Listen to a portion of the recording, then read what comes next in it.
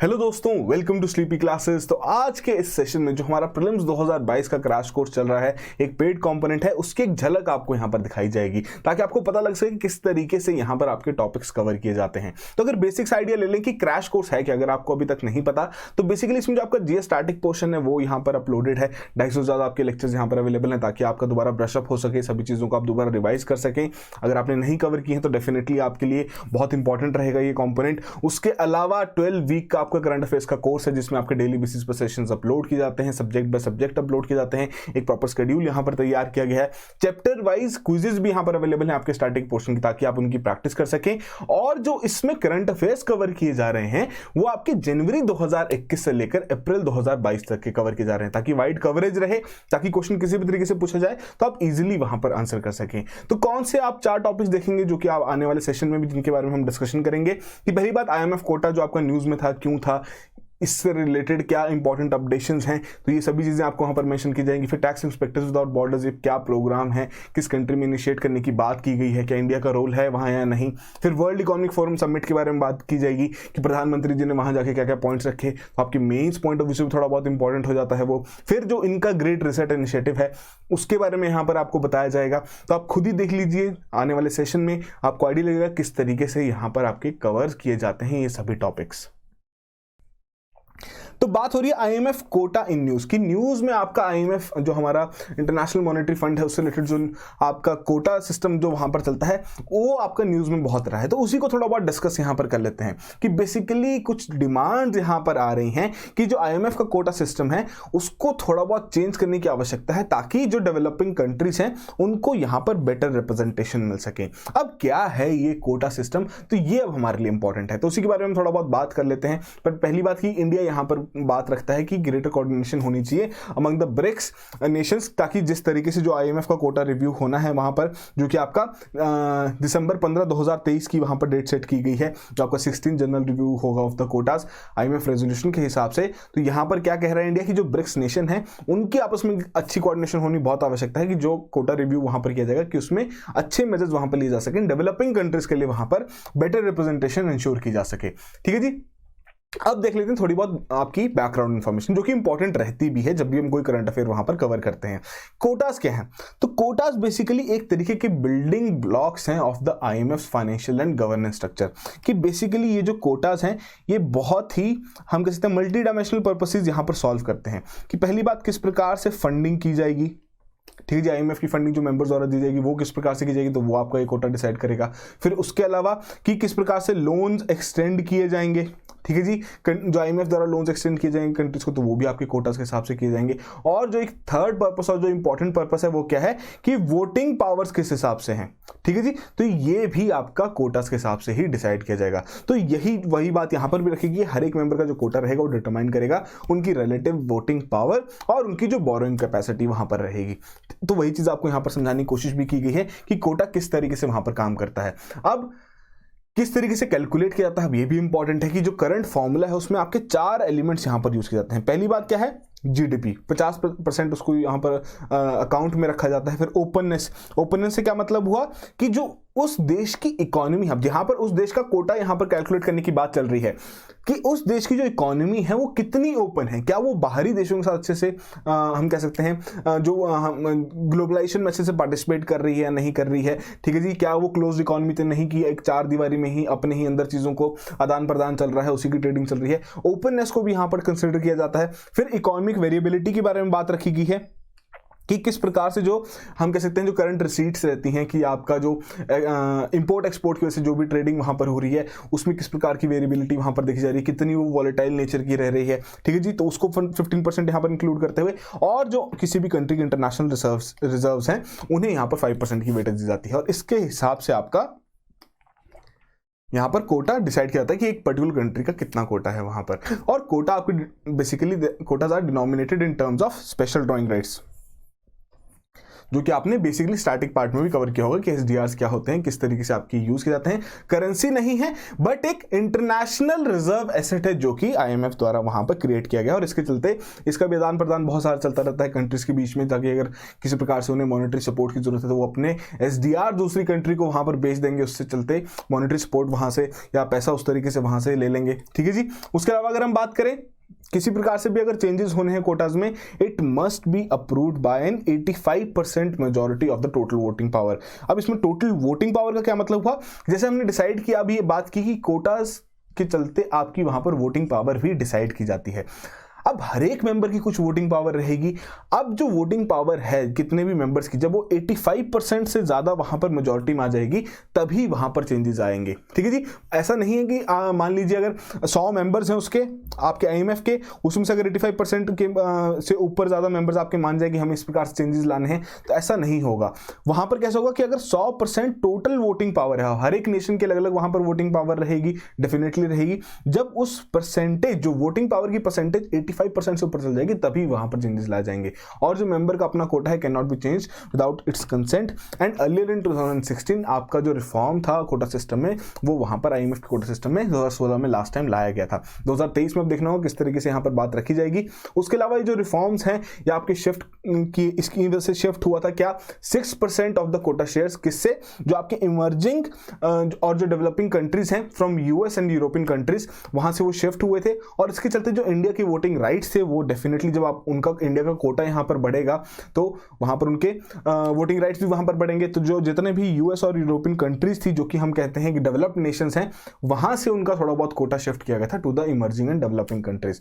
ठीक है जी। तो इंडिया के वोटिंग राइट्स यहां पर चेंज हुए थे 2.3 से 2.63%। चाइना की वोटिंग राइट्स भी यहां पर इंक्रीज हुए 2.2 से बेसिकली 2.2% इंक्रीज हुआ था 3.8 से 6%। ठीक है जी। और प्रेजेंटली इंडिया होल्ड करता है 2.75% of the SDR quota and 2.63% of the votes in the IMF. तो ये बेसिक इंफॉर्मेशन है कि आईएमएफ कोटा से रिलेटेड न्यूज में आपका काफी चला था कि यहां पर चाहती हैं कंट्रीज की कुछ इस तरीके से बेटर रिप्रेजेंटेशन मिले डेवलपिंग नेशंस को, तो उसके चलते यहां पर बात चली थी। और इंडिया ने भी यही बात रखी थी कि ब्रिक्स नेशंस को भी थोड़ा कोलैबोरेट करना पड़ेगा, ताकि उस तरीके से अगर हम चेंजेस लाना चाहते हैं इस आईएमएफ के कोटा सिस्टम में थोड़ा बहुत चेंजेस तभी ला पाएंगे। ठीक है। और क्या है कोटा सिस्टम, क्या उसके मल्टी डायमेंशनल एस्पेक्ट्स हैं, क्या क्या मतलब बनते हैं अगर किसी का कोटा किस तरीके से वहां पर डिसाइड किया जाता है, क्या उसकी वेटेज है। तो ये बेसिक इंफॉर्मेशन है जो कि आपके एग्जाम पॉइंट ऑफ व्यू से यहां पर रेलेवेंट है। अगले टॉपिक की ओर बढ़ते हैं। बात हो रही है tax inspectors without borders, TIWB। बहुत बार आपने इस टर्म के बारे में सुना होगा। अब उसी से रिलेटेड रिसेंटली क्या हुआ कि जो आपके टैक्स इंस्पेक्टर्स विदाउट बॉर्डर्स है उन्होंने लॉन्च किया है अपना प्रोग्राम भूटान में। अब ये हैं क्या टैक्स इंस्पेक्टर्स विदाउट बॉर्डर्स? हमारे देश के टैक्स इंस्पेक्टर्स क्या कम पड़ रहे थे कि हमें इस तरीके के एक नया प्रोग्राम वहां पर तैयार करना पड़ा, एक ग्लोबल प्रोग्राम यहां पर तैयार करना टैक्स इंस्पेक्टर्स विदाउट बॉर्डर्स? तो इसको समझने के लिए ना बहुत ही सिंपल सी चीज है। आप खुद ही सोचिए कि सरकार वहां पर खर्चा कर रही है। सरकार किस चीज के लिए खर्चा करती है? डेवलपमेंट के लिए। अब सरकार अगर वहां पर खर्चा कर रही है तो सरकार की आमदनी कहां से है? सरकार की आमदनी है टैक्स से। अब नंबर ऑफ ऐसे हम कह सकते हैं मैकेनिज्म्स वहां पर आ चुके हैं जिसके चलते आपका टैक्स इवेट किया जा रहा है, या फिर जिसके चलते आपकी इस तरीके की पॉलिसीज वहां पर कुछ कंट्रीज द्वारा फॉलो की जा रही है कि आप हमारे देश में आके अपनी उस तरीके की इंस्टीट्यूशन की स्थापना कीजिए, हम आपको इस तरीके की टैक्स रिबेट्स वहां पर देंगे। मतलब मल्टीपल स्कीम्स हैं इस चीज से रिलेटेड। अब टैक्स इंस्पेक्टर्स विदाउट बॉर्डर्स क्या है कि बेसिकली जो भी इस तरीके के नेशंस रहेंगे जो कि हम कह सकते हैं ग्लोबलाइजेशन की प्रोसेस के चलते बाहरी देशों के साथ वहां पर अच्छे से कोलैबोरेट कर रहे हैं, बाहर की देशों की कंपनी उनके देशों में वहां पर आ रही हैं, बट टैक्स रिजिम उनका अभी तक स्ट्रांग नहीं हुआ है। किस तरीके से वहां पर टैक्सेशन होनी है, क्या जो लोग इस टैक्सेशन सिस्टम से बच रहे हैं उनको कैसे वहां पर आइडेंटिफाई किया जा सके, तो उसके लिए ये आपका टैक्स इंस्पेक्टर्स विदाउट बॉर्डर्स का प्रोग्राम सामने आता है। तो वही चीज यहां पर रखी गई कि इन्होंने अपना नया प्रोग्राम यहां पर भूटान में लॉन्च किया। अब क्या करेंगे ये भूटान के लिए कि उन्हें थोड़ा बहुत गाइड करेंगे, उन्हें टेक्निकल सपोर्ट वहां पर प्रोवाइड करेंगे, उन्हें गाइड करेंगे कि किस तरीके से आपको अपनी टैक्स रिजिम को स्ट्रेंथन करना है ताकि आप ज्यादा से ज्यादा रेवेन्यू वहां पर सरकार इकट्ठा कर सके और जो रेवेन्यू को वो फर्दर डेवलपमेंट में वहां पर लगा सके। ठीक है जी। तो ये बेसिक सी कहानी है आपकी टैक्स इंस्पेक्टर्स विदाउट बॉर्डर्स की। तो एक बार देख लेते हैं यहां पर क्या क्या इंफॉर्मेशन दी गई है कि इंडिया को चूज किया गया है as the partner jurisdiction and has provided the tax expert for this program, जो कि भूटान में आपके वहां पर लागू किया जाएगा। तो बेसिक सा ऑब्जेक्टिव यहाँ पर यही है कि भूटान को वहां पर स्ट्रेंथन करना है, उनकी टैक्स एडमिनिस्ट्रेशन को वहां पर स्ट्रेंथन करना है। कैसे कि पहली बात टेक्निकल स्किल्स वहां पर ट्रांसफर की जाएगी, और साथ के साथ कि जो हम कह सकते हैं कि किस तरीके से ऐसी सिचुएशंस को वहां पर काउंटर करना है, किस तरीके से यहाँ पर आपके प्रोग्राम्स को यूज करना है, कैसी पॉलिसीज वहां पर लगानी है, तो उसमें भी एडवाइजरी तरीके से यहाँ पर भूटान की सरकार को वहां पर एडवाइजेज वहां पर दी जाएंगी। ठीक है जी। और उसके अलावा एक तरीके का कैपेसिटी बिल्डिंग प्रोग्राम ही है कि एक जितने भी आपके टैक्स इंस्पेक्टर विदाउट बॉर्डर जो ये इंस्टीट्यूट जो आपकी ऑर्गेनाइजेशन है, एक तरीके से ये क्या करती है, ये जितनी भी कंट्रीज में जाएंगी अपने प्रोग्राम्स वहां पर लॉन्च करेंगी, तो एक तरीके से उन्हें सिखाएंगी ही, नई चीजें वहां पर सिखाएंगी। तो एक तरीके से कैपेसिटी बिल्डिंग का ही ये काम करती हैं। ज्वाइंट इनिशिएटिव है किसका, United Nations Development Programme and OECD, Organisation for Economic Cooperation and Development. तो ये बेसिक्स इंफॉर्मेशन है आपकी टैक्स इंस्पेक्टर विदाउट बॉर्डर्स, और जो कि रिसेंटली ही भूटान में जिन्होंने अपना प्रोग्राम वहां पर लॉन्च किया है, और इंडिया की भी इसमें असिस्टेंस चल रही है। ठीक है जी। अगले टॉपिक में बात करते हैं वर्ल्ड इकोनॉमिक फोरम समिट। अब क्या बात रखी है भाई WEF के समिट में, तो रिसेंटली ही ये समिट आपका हुआ था डेवस स्विट्जरलैंड में। इंडिया के प्रधानमंत्री ने एड्रेस किया था इस समिट को bye the means of video conferencing, क्योंकि काफी हद तक जितने भी समिट्स हुए हैं आपके, जितनी भी इस प्रकार की कॉन्फ्रेंसेज हुई हैं, वो by the means of video ही वहां पर हुई हैं, क्योंकि पेंडेमिक का समय चल रहा था। ठीक है जी। अब क्या चीजें हैं जो कि आपके लिए इंपॉर्टेंट है इस पर्टिकुलर समिट से रिलेटेड। पहली बात बैकग्राउंड इंफॉर्मेशन देख लेते हैं कि वर्ल्ड इकोनॉमिक फोरम है क्या, उसका समिट क्या है। तो वर्ल्ड इकोनॉमिक फोरम एक सिंपल सी स्विस नॉन प्रॉफिट फाउंडेशन है जो कि स्थापित की गई है जिनेवा स्विट्जरलैंड में 1971 में। एनुअल मीटिंग होती है इनकी डेवस स्विट्जरलैंड में, तो उसी के चलते आपका ये वर्ल्ड इकोनॉमिक फोरम का जो हम समिट कहते हैं वो वही चीज है। ठीक है जी। उसके अलावा ऑब्जेक्टिव यहां हम कह सकते हैं कि कौन कौन एंगेज रहते हैं, तो जितने भी टॉप लीडर्स रहते हैं आपके, ठीक है जी, अलग अलग इंडस्ट्रीज के, हम कह सकते हैं सरकारों के, तो वो आपके एंगेज होते हैं इसमें, ताकि जो आपकी ग्लोबल है, रीजनल या फिर इंडस्ट्रियल एजेंडास हैं, उन्हें थोड़ा शेप दिया जा सके, उन पर काम किया जा सके। ठीक है जी। साथ साथ इंपॉर्टेंट पब्लिकेशंस आपके लिए बहुत इंपॉर्टेंट है कि वर्ल्ड इकोनॉमिक फोरम द्वारा कौन कौन सी रिलीज की जाती है। तो ग्लोबल रिस्क रिपोर्ट, आपका global gender gap report, global competitiveness report, तो ये आपके लिए इंपॉर्टेंट है बहुत। प्रीलिम्स पॉइंट ऑफ व्यू से आपसे इस तरीके से क्वेश्चन वहां पर पूछा भी जा सकता है, और पहले भी पूछे भी गए हैं। फिर वहां पर प्रधानमंत्री की जो स्पीच थी उसमें कुछ कुछ बातें उन्होंने रखी, तो उनको एक बार देख लेते हैं, थोड़ा आपको क्लैरिटी भी हो जाएगी कि कौन कौन से विजन्स की यहाँ पर बात कर रहे हैं। और ऐसे विजन्स जो ऐसे पॉइंट्स जो रहते हैं वो आपके मेंस आंसर राइटिंग में बहुत हेल्पफुल रहते हैं। ठीक है जी। तो इंडिया ने वहां पर कहा कि हमने यहाँ पर काफी लोगों की जानें बचाई हैं असेंशियल मेडिसिन और वैक्सीन का वहां पर एक्सपोर्ट करते हुए, कि जो उनका विजन है वन अर्थ वन हेल्थ का। ठीक है जी। फिर पीएम ने वहां प्रपोज किया P3 मॉडल की, basically pro planet people movement, ताकि जिसके चलते जो क्लाइमेट चेंज के ऊपर जो इंडिया की कमिटमेंट्स का जो काम चल रहा है उसको थोड़ा और बढ़ावा वहां पर दिया जा सके। उसके अलावा क्या बात रखी गई यहां पर कि making life into mass movement की, लाइफस्टाइल फॉर एनवायरनमेंट की, जिस तरीके से जो ग्लोबल रिस्क रिपोर्ट ही जो WEF की ही देन है, उसमें ही ये चीज मेंशन की गई है कि कितना बड़ा इशू बन चुका है हमारा क्लाइमेट चेंज, कितना बड़ा इशू बन चुका है कि सरकार ने जो कमिटमेंट्स वहां पर रखी है उस तरीके से पूरी नहीं कर पा रहे। तो यहां पर प्रधानमंत्री ने इससे रिलेटेड भी बात रखी है। फिर idea of life was given by Indian prime minister, आपके UNFCCC की जो कॉन्फ्रेंस ऑफ पार्टीज 26 कॉन्फ्रेंस हुई थी, वहां पर भी इन्होंने बात रखी थी। और इंडिया को अभी आपका world's largest secure and successful digital payment platform यहां पर माना जाता है, और बाकी कंट्रीज के साथ इसके चलते कोलैबोरेशन भी चल रही है। इंडिया में हम बात करें, UPI सिस्टम इतना ज्यादा एक्सेप्ट किया गया है जनता द्वारा, इतना ज़्यादा वाइडली यूज़ किया जा रहा है कि जिसकी वजह से अगर हम इकोनॉमिक सर्वे की डिटेल्स देखें, वहाँ पर भी बहुत अच्छे तरीके से बताया गया है कितनी ज़्यादा वाइड एक्सेप्टेंस है UPI सिस्टम की, और कितना ज़्यादा इसमें नंबर ऑफ जो आपका कैश फ्लो कर रहा है कितना ज़्यादा यहाँ पर है। ठीक है जी। फिर उसके अलावा यहाँ पर कहा है इंडिया ने कि वो प्रमोट कर रहे हैं ease of doing business, minimise कर रहे हैं सरकार की, वहाँ पर गवर्नमेंट की जितनी भी इंटरवेंशन वहाँ पर रहती है। इंडिया थर्ड लार्जेस्ट आपका in the number of unicorns in the world है। ठीक है जी। साथ के साथ मल्टीलेटरल इंस्टीट्यूशंस के रिफॉर्म्स पर थोड़ा बहुत इन्होंने स्ट्रेस दिलाया है कि वहाँ पर बेसिकली जितने भी चैलेंजेस हैं उन्हें एड्रेस किया जा सके, ताकि उन सभी चीज़ों को अच्छे से मैनेज किया जा सके और इन फ्यूचर कोऑपरेशन अच्छे से बढ़ी रहे। ठीक है जी। तो ये बेसिक सी चीज़ें थी जो कि प्रधानमंत्री की स्पीच से रिलेटेड वहाँ पर मेंशन की गई थी। हालांकि एग्जाम पॉइंट ऑफ व्यू से आपके लिए क्या क्या इंपॉर्टेंट है यहाँ पर, कि पहली बात वर्ल्ड इकोनॉमिक फोरम का जो समिट होता है हर साल होता है, या साल में आप या फिर आप हम कह सकते हैं 2 साल में एक बार होता है। इसके अलावा कब इसकी स्थापना हुई थी, जो बेसिक्स इंफॉर्मेशन है वो यहाँ पर आपके लिए इंपॉर्टेंट है। बट इसके बाद जो आपका अगला टॉपिक है वो है अब आपके लिए इंपॉर्टेंट, वर्ल्ड इकोनॉमिक फोरम का जो ग्रेट रिसेट इनिशिएटिव है उसके बारे में हम यहाँ पर बात करते हैं। तो बेसिकली प्रधानमंत्री ने जो आपका ये डेवस डायलॉग था, वर्ल्ड इकोनॉमिक फोरम का जो डेवस डायलॉग था, उसको यहाँ पर अटेंड किया था। तो बेसिकली उससे रिलेटेड यहाँ पर बात रखी गई क्या, कि जो डेवस डायलॉग है उसका एजेंडा है वो मार्क करता है long launch of world economic forums great reset initiative.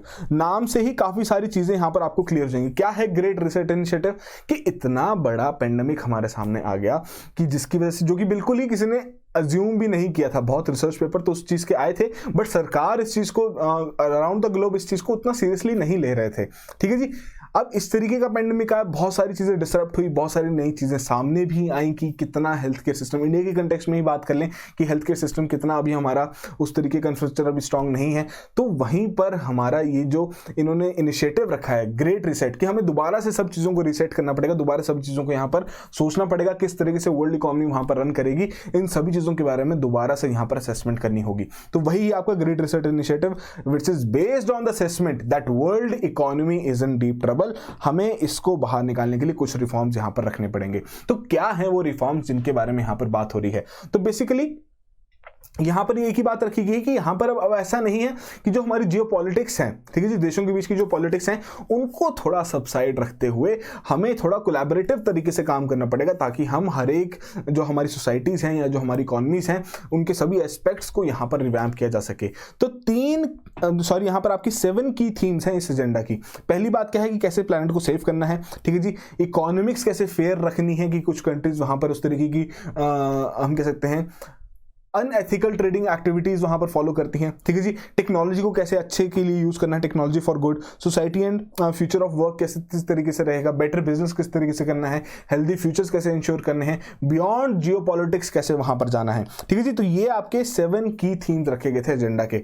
अब इस 7 की थीम्स में से हमारे पास यहां पर जो हम कह सकते हैं जितने भी ये आइडियाज रखे गए थे उनमें सबसे एक बेसिक चीज देखी गई कि सभी आपके रिवॉल्व करते हैं on the idea of reforming capitalism, ठीक है जी। तो काफी इश्यूज हैं जो कि आपके बेसिकली ग्रेट रीसेट ने वहां पर बात की है, बट हम यहां पर 3 सबसे ज्यादा जो इंपॉर्टेंट इश्यूज रहे उनके बारे में यहां पर बात करेंगे। बात हो रही है रिफॉर्मिंग कैपिटलिज्म, कि कैपिटलिज्म को यहां पर रिफॉर्म कीजिए, कि बेसिकली यहां पर जरूरत है अब स्टेक होल्डर कैपिटलिज्म की। जो पहले आपका शेयर होल्डर कैपिटलिज्म चल रहा था, अब हमें उसे स्टेक होल्डर कैपिटलिज्म में कन्वर्ट करना है। मतलब क्या है? बहुत सिंपल सा है कि कैपिटलिज्म वहां पर क्या कहता है, या हम कह सकते हैं कैपिटलिज्म की आइडियोलॉजी वहां पर क्या कहती है कि मैक्सिमाइज करना है प्रॉफिट शेयर होल्डर्स का। अब ये क्या कह रहे हैं रिफॉर्मिंग कैपिटलिज्म के चलते, अब आपको यहां पर स्टेक होल्डर कैपिटलिज्म प्रैक्टिस करने की आवश्यकता है, कि जितने भी स्टेक होल्डर्स हैं, be it customers, be it partners, be it the society, be it the employees, आपको सभी को ही मद्देनजर रखते हुए ही उसी तरीके की बिजनेस एक्टिविटीज या उसी तरीके से आपको अपनी इंस्टीट्यूशंस वहां पर रन करनी है कि आप सिर्फ और सिर्फ शेयर होल्डर्स का ही मुनाफा यहां पर ना देखें, जितने भी स्टेक होल्डर्स यहां पर इन्वॉल्व हैं उनका मुनाफा यहां पर देखें, ठीक है जी। तो पहली बात यहां पर ये रखी गई। उसके बाद बात रखी क्लाइमेट क्राइसिस के बारे में, जो कि बहुत ही एक हम कह सकते हैं अलर्टिंग सिचुएशन है हमारे लिए, जिसके ऊपर सभी देशों को बहुत ज्यादा काम करने की आवश्यकता भी है, कि किस तरीके से जो आपकी सरकार या फिर प्राइवेट पार्टनरशिप के चलते वहां पर लो कार्बन या फिर क्लाइमेट रेजिलिएंट ग्रोथ वहां पर इंश्योर की जा सके।